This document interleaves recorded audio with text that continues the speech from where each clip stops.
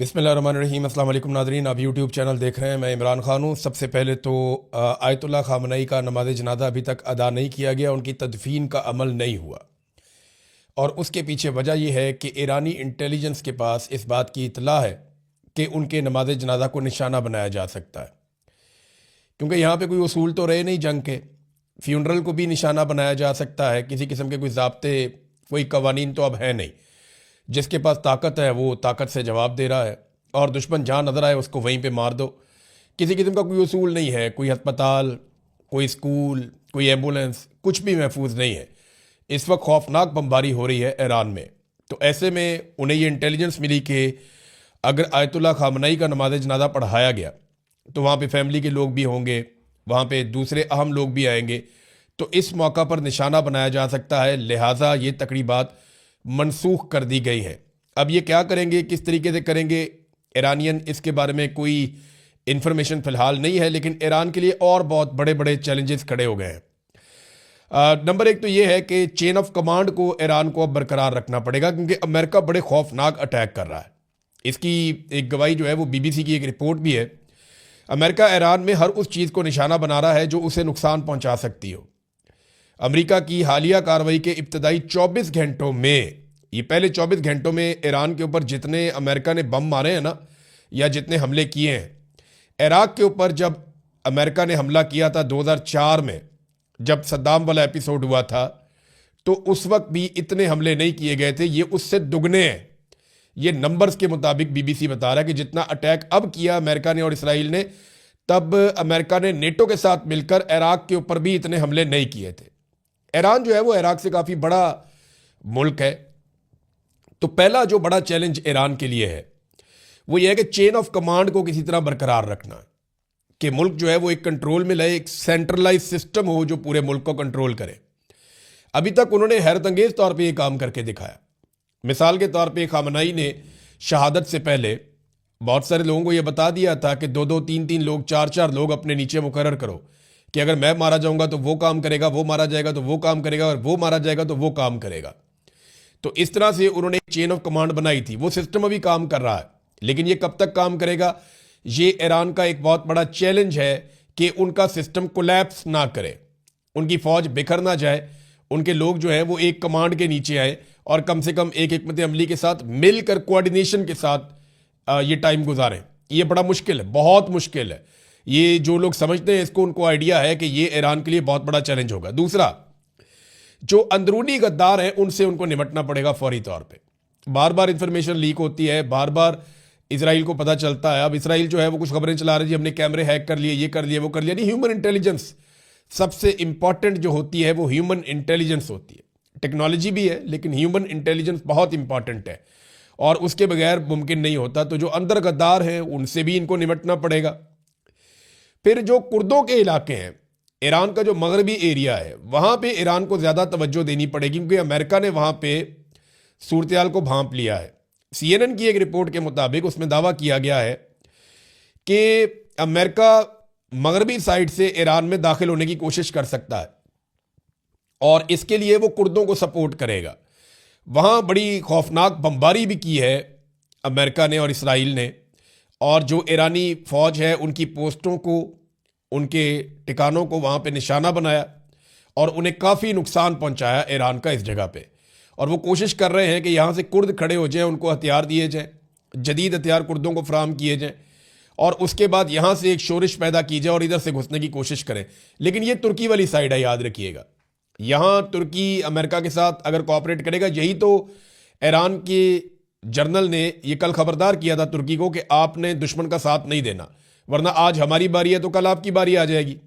तो ये बारी बारी सबको मारेंगे।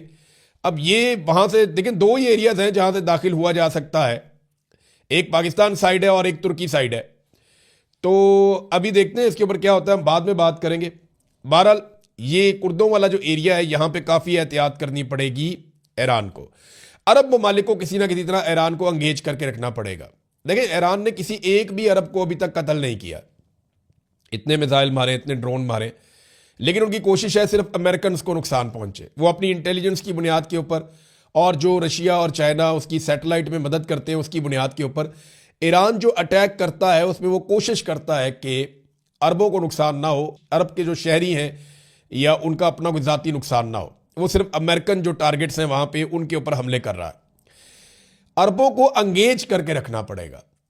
लेकिन अभी कोई ऐसी खबर नहीं आई कि ईरानी सफीर को तलब कर लिया गया, वहां पे बुला के कोई, वो वार्निंग तो जारी कर रहे हैं बार बार अरब ममालिक, हमलों को रोकने के लिए इंटरसेप्टर्स भी इस्तेमाल कर रहे हैं, लेकिन जवाबी हमला ईरान के ऊपर नहीं किया। तो ईरान को ये किसी ना किसी तरह मैनेज करना होगा कि जो खलीजी ममालिक हैं उनके साथ ज़्यादा बिगाड़ पैदा ना हो। फिर जो मिसाइल और ड्रोन साइट्स हैं ईरान की, जो खुफिया हैं, जिनके बारे में अमेरिका को पता नहीं है, उन्हें चलाने का निज़ाम और अमरीकी और इसराइली हमलों से उनको मुकम्मल तौर पे महफूज रखना होगा कि ये ड्रोन कहाँ पहुँचाने हैं, कहाँ से चलाने हैं, ये मिसाइल कहाँ पहुँचाने हैं, कहाँ से चलाने हैं, सबको खुफिया उन्हें रखना पड़ेगा लंबे अरसे तक, जब तक ये लड़ाई चल रही है। और जो प्रोडक्शन है उनकी ड्रोन्स की और मिसाइलों की, वो ईरान को बरकरार रखनी पड़ेगी। बहुत बड़ा चैलेंज है ईरान के लिए। फिर खुराक और हथियारों के जो ज़खायर हैं उनको भी मुस्तहकम रखना पड़ेगा। ये हैं वो बड़े चैलेंजेस जिनका ईरान को सामना है। लंबे अरसे तक ये सारा कुछ करना बहुत मुश्किल है, नामुमकिन जैसी चीज़ों में से है, लेकिन ईरान ने अभी तक करके दिखाया है। अमेरिका ने, मैंने आपको बताया कि बहुत बदतरीन बमबारी की है ईरान के ऊपर, और वो लगातार कर रहे हैं, जगह जगह अपने टारगेट अचीव कर रहे हैं। ऐसा नहीं है कि ईरान को नुकसान नहीं हो रहा। ईरान के बहुत सारे शहरों में, लगभग ईरान के 24-25 सूबे हैं जो मुतासर हो चुके हैं, और बहुत दूर तक अमेरिकन जाके अटैक कर रहे हैं, इसराइली जाके अटैक कर रहे हैं। क्योंकि देखो, जो एयर डिफेंस है वो ईरान के पास नहीं है, और वो कंप्रोमाइज हो चुकी है। वहां पे अमेरिकन और इसराइली तैयारे आते हैं और हमले करते हैं। लेकिन अभी कुछ इंसिडेंट हुए, मैं आपको बताता हूं ईरान ने क्या किया गुज़िश्ता 24-48 घंटों में। ईरानी दावा है कि उन्होंने 20 ड्रोन्स और 3 मिसाइलों को इस्तेमाल किया और बहरीन में अमरीकी अड्डे की मरकजी कमांड की इमारत को और जनरल स्टाफ हेडक्वार्टर को तबाह कर दिया और उसे मुकम्मल तौर पर नाकारा कर दिया। और इसके बाद जनाब वो बता रहे हैं कि 73 मिसाइलों की मदद से और 91 ड्रोन्स की मदद से बहरीन में लगे हुए अमरीकी एयर डिफेंस सिस्टम को ईरान ने तबाह कर दिया। अब ये बहुत बड़े बड़े दावे हैं, ये अमेरिका के बहुत बड़े नुकसान हैं। कुछ इतलात ये भी आ रही हैं कि यूएई में दुनिया का सबसे महंगा एयर डिफेंस सिस्टम है जो अमेरिका का लगा हुआ है, उसे भी हमला करने के बाद नाकारा बनाया गया है। इसके हवाले से कुछ सैटेलाइट तस्वीर भी सोशल मीडिया पर शेयर की जा रही है। फिर एक अमरीकी F-35 तैयारा गिरकर तबाह हुआ ईरान में। ये F-35 को दुनिया का जदीद तरीन तैयारा इस वक्त कहा जाता है।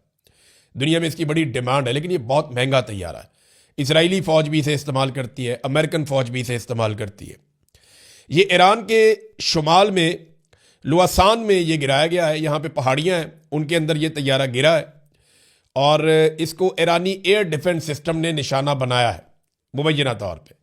वो चाइना से इन्होंने HQ-9 लिया हुआ है एयर डिफेंस सिस्टम, तो दावा ये किया जा रहा है कि शायद उसके ज़रिए से गिराया गया है। और पायलट जो है उसको अब पहाड़ों में तलाश किया जा रहा है कि इसके जो पायलट है F-35 का वो किधर है जी, उसको ढूंढो। अब देखते हैं कि ये पायलट ईरान के हत्थे लगता है, नहीं लगता, क्या होता है। अमेरिका के 7 रेडार सिस्टम मुकम्मल तौर पर तबाह हुए हैं। इस हवाले से जो खबर है वो मैं आपको उसकी तफसील बता देता हूँ। अमरीकी अखबार न्यूयॉर्क टाइम ने दावा किया है कि ईरान ने मशरिक़ वस्ता में अमरीका के 7 रेडार सिस्टम तबाह कर दिए हैं। इसी अखबार के मुताबिक, न्यूयॉर्क टाइम के मुताबिक, सैटेलाइट तस्वीर से अमरीकी तनसीबात की तबाही की तस्दीक हो गई है। ईरान ने अमरीकी फौज का कम्युनिकेशन सिस्टम तबाह करने की कोशिश की है। कतर, बहरीन, कुवैत, सऊदी अरब और मुत्तहदा अरब अमारात में अमरीकी तनसीबात को निशाना बनाया गया है। अखबार के मुताबिक सेंटकॉम के तर्जुमान ने इस हवाले से बात करने से इनकार किया है, गुरेज किया है। तहम बहरीन में अमेरिका का सबसे बड़ा रेडार सिस्टम तबाह हो गया है, यहां पे भी तस्दीक हो रही है। बहरीन में अमेरिकी रेडार सिस्टम नेवल ऑपरेशन की निगरानी करता था। ये बहुत बड़ी तबाही है जो हो रही है अमेरिका की। इसमें ना CNN बहुत खौफनाक रिपोर्टिंग कर रहा है। लेकिन CNN वैसे भी ट्रंप के खिलाफ है, फॉक्स न्यूज़ ट्रंप के हक में है, तो ट्रंप आमतौर पर CNN को निशाना भी बनाते रहते हैं। तो CNN अब बदला ले रहा है, वो बता रहा है हर चीज़ खुल के। तो CNN ने जो रिपोर्टिंग की है वो डोनाल्ड ट्रंप के लिए मसाइल पैदा कर रही है अमेरिका में। वो सैटेलाइट तस्वीरें दिखा रहे हैं, वो बार बार दिखा रहे हैं, जनाब ये देखें जगह पहले ठीक होती थी, ये देखें अब तबाह हो गई है। तो CNN सबूतों के साथ डोनाल्ड ट्रंप की मंजी अमेरिका में ठोक रहा है। अब 9 अड्डों पर हमले किए गए हैं CNN के मुताबिक और उन्हें तबाह किया गया है। ये अमेरिका के मुख्तलिफ ममालिक में अड्डे हैं और इस पर उन्होंने एक रिपोर्ट भी जारी की है। फिर उन्होंने बताया कि बहरीन में सैटेलाइट कम्युनिकेशन टर्मिनल हिट हो गया है। इसकी उन्होंने वीडियोज भी दिखाई कि जनाब ये अमेरिकी हेलीकॉप्टर भी तबाह हो गए वहाँ पे एक जगह पे, इसी एक अड्डे के अंदर, और कम से कम 5 सैटेलाइट कम्युनिकेशन टर्मिनल अमेरिका के तबाह हो गए हैं। इसमें ना मैं आपको एक ऑडियो सुनाता हूँ CNN की, ये जो डॉक्यूमेंट्री उन्होंने बनाई है ये बड़ी इंटरेस्टिंग है। आप ये सुनेंगे, ये चंद सेकंड में आपको पता चलेगा कि एक्चुअली उनके साथ हुआ क्या है। ये सुनिए नाज़रीन।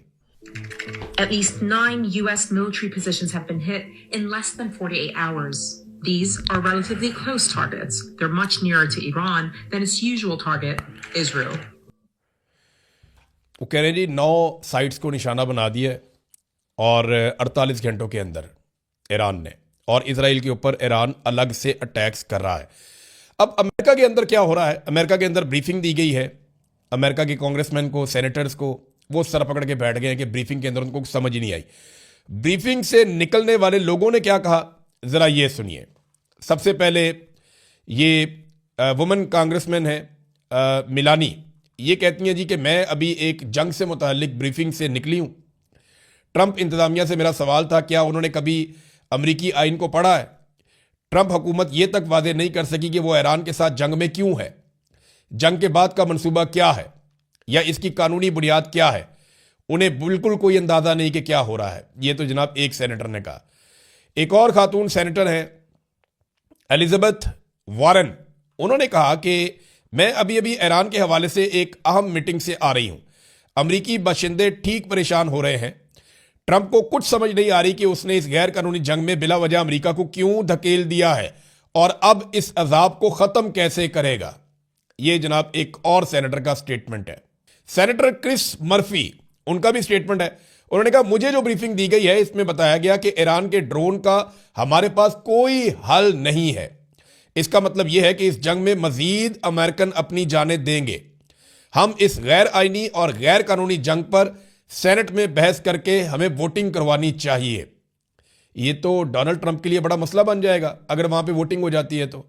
चक स्कमर, ये एक और जनाब अकलियती रहनुमा है सेनेट के अंदर, एक और सेनेटर हैं। अब ये कहते हैं मैं इंटेलिजेंस ब्रीफिंग से पहले की निस्बत अब ज्यादा तशवीश के साथ बाहर निकला हूं।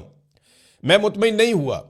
अगर जंग के हक में मुकदमा मजबूत होता तो इसकी वजह एक जैसी और वाज़ेह होती, लेकिन यहां तो हर घंटे जंग का जवाब ही बदल रहा है। कभी रजीम चेंज, कभी जौहरी हथियार, कभी मिसाइल, कभी दिफा, कभी पेशगी हमला। आखिर असल वजह क्या है? जब जवाब बार बार तब्दील हो तो इसका मतलब है कि कोई वाज़ेह हिकमत अमली मौजूद नहीं है। यहां कोई हिकमत अमली नजर नहीं आ रही है। जनाब ये सूरत हाल है अमेरिका के अंदर और लगातार तनकीद हो रही है। तो नाजरीन ये सूरत हाल है अमेरिका के अंदर। अमेरिकन अपने सेनेटर्स को और कांग्रेसमैन को मुतमईन नहीं कर पा रहे। अमेरिकन हुकूमत के पास कोई जवाब नहीं है, कोई आईनी और कानूनी जवाब नहीं है। लेकिन डोनाल्ड ट्रंप के साथ हुआ क्या? मादुरो को उठाने के बाद डोनाल्ड ट्रंप का कॉन्फिडेंस बहुत बढ़ गया कि हम किसी मुल्क में जाएंगे वहां की क़यादत को भी उठा लेंगे। डोनाल्ड ट्रंप का एतमाद बढ़ता जा रहा था। शहबाज शरीफ जैसे लोग उनकी पॉलिश कर रहे थे और उसकी वजह से डोनाल्ड ट्रंप को लगा कि वो जो कर सकते हैं वो कोई नहीं कर सकता और वो बहुत ताकतवर हैं। इसके बाद जिस तरह उन्होंने बोर्ड ऑफ पीस बनाया उससे उनका कॉन्फिडेंस और बढ़ गया। तो नेतन्याहू ने चढ़ा के डोनाल्ड ट्रंप को ईरान से लड़वा दिया और अब डोनाल्ड ट्रंप एक ऐसी लड़ाई में फंस गया जिसकी वजह से मिडिल ईस्ट में अमेरिका के तकरीबन तमाम अड्डे मुतासर हो गए और अमेरिकन का वहां रहना मुश्किल हो गया और पूरी की पूरी दुनिया स्टक हो गई। और इसका कोई जवाब डोनाल्ड ट्रंप के पास इस वक्त नहीं है। जहां ईरान के लिए बहुत बड़े बड़े चैलेंजेस हैं वहां डोनाल्ड ट्रंप भी बहुत बुरी तरह फंस गया है और अब बचने का रास्ता सिर्फ एक ही है कि आपको पीछे हटना पड़ेगा या कामयाबी साबित करनी पड़ेगी, और कोई रास्ता नहीं है। नादरीन आबनाए हरमज अभी तक बंद है। सिर्फ वहां से चीन का तेल जा रहा है और किसी का नहीं जा रहा। और चीन का तेल इसलिए जा रहा है कि चाइना सबसे बड़ा खरीदार है ईरान के तेल का भी। ईरान अपना 90% तेल लगभग चाइना को बेचता है और चाइना $400 अरब की इन्वेस्टमेंट ईरान के अंदर करने का इरादा भी रखता है। अमेरिका के अरबों डॉलर खरीज के अंदर डूब रहे हैं जबकि खलीजी ममालिक का भी बहुत पैसा ज़ाया हो रहा है।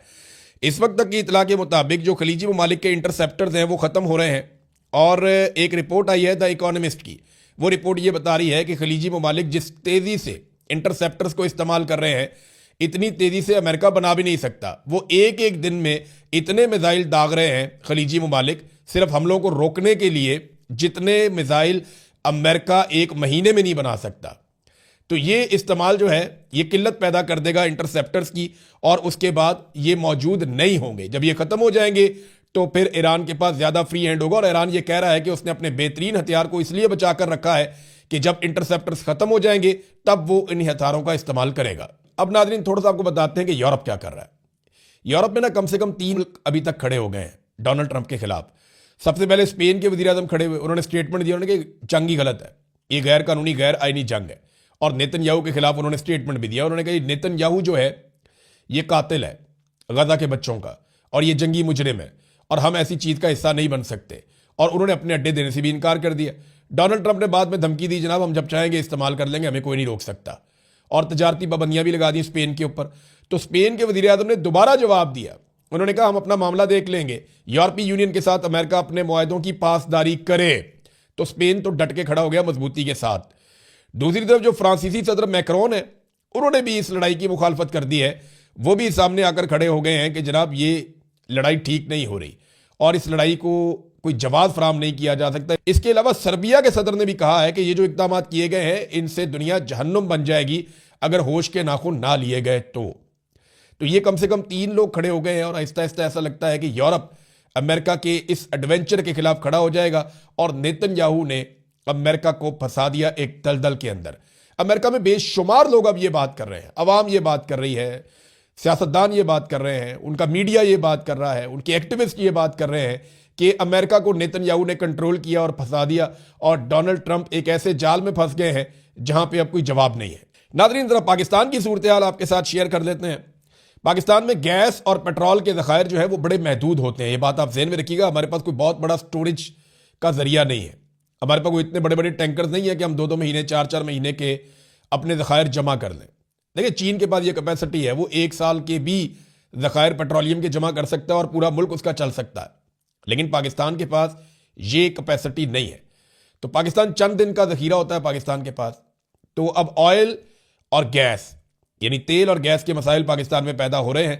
हालांकि जो पाकिस्तान के फाइनेंस मिनिस्टर हैं उन्होंने कोशिश की अवाम को यकीन दिलाने की कि नहीं सब ठीक हो जाएगा, लेकिन एक तज़ब्ज़ुब पैदा हो गया, बेचैनी है लोगों में, क्योंकि आबनाए हरमत बंद है और पाकिस्तान का इन्हिसार खलीजी ममालिक के ऊपर होता है अपनी एनर्जी की ज़रूरियात पूरी करने के लिए।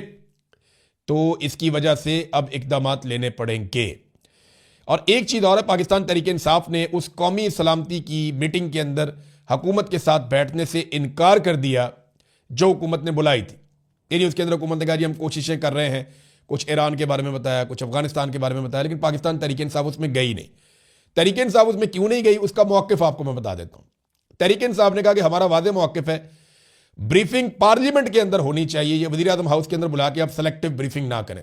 फजलुर रहमान जाके बैठ के देखें, फजलुर रहमान के बारे में मैंने आपको 1000 मरतबा कहा है कि फजलुर रहमान गवर्नमेंट है, अपोजिशन नहीं है।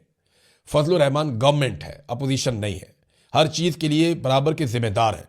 उनको सिर्फ अपोजिशन में रखा गया है दिखावे के लिए। देखे ना, यही फजलुर रहमान साहब यहूदी एजेंट और ये और वो फलाने कार्ड लेके मैदान में हर वक्त मैदान अमल में निकलेंगे, ये करेंगे वो करेंगे। अब वो फजलुर रहमान आपको दिखता ही नहीं है कहीं पे। ये जाके बोर्ड ऑफ पीस में बैठ गए, ये वहाँ पे गजा में फौज भेजने की बातें कर रहे हैं, ट्रंप को नोबेल इनाम दे रहे हैं, बात ही नहीं करते। नाज़रीन अब वो पीटीआई ये कहती है कि ये पार्लियामेंट के अंदर होनी चाहिए थी। अब पाक फौज हमारी भी है, मुल्क हमारा है, हर मामले पर हम रियासत के साथ खड़े हैं, मगर हमारे लीडर से मुलाकात तक नहीं करवाई जा रही। ये तो उनका हक है। अगर आपने एक पॉलिसी के अंदर शामिल करना है एक पॉलिटिकल पार्टी को, तो कम से कम आप इमरान खान साहब से मुलाकात करें ताकि उनका मौक़िफ़ बाहर आकर पाकिस्तान तहरीक इंसाफ के लोग बता सकें और उनके मौक़िफ़ के मुताबिक आगे बढ़ें। लीडर जो है वो फिर उन्होंने कहा जी अब हमारी मुलाकात करवाई नहीं जा रही और आप फोटो सेशन की तवक्को करते हैं हमसे। 3 करोड़ वोट देने वाली जमात को नज़रअंदाज नहीं किया जा सकता।